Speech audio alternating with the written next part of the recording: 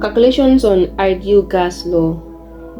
The formula for ideal gas law is PV equal to nRT. P there is the pressure, V is the volume, R is the universal gas constant, N is the number of moles, and T is the temperature. Alright, so if you have a question, a gas has a volume of 2 liters and a pressure of 1 atmosphere and a temperature of 300 Kelvin.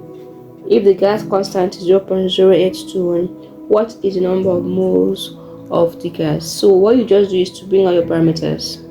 From the question, the V1 is what? V is 2, the volume there is 2 liters, pressure is 1 atm, temperature is 300 Kelvin.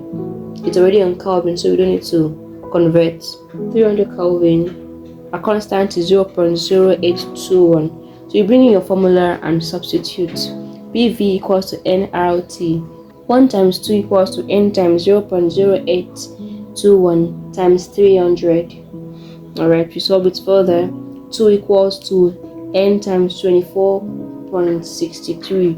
Multiplying them. Alright, 1 times 2 is 2. 0.0821 times 300 is 24.63. So we divide both sides by the coefficient of the unknown, which is what? 24.63. Dividing the left hand side and the right hand side. So the right hand side will be left with n, when the left hand side will be what? 2 all over 24.63.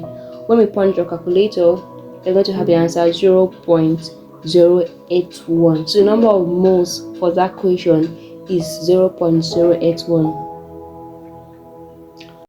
Thanks for watching.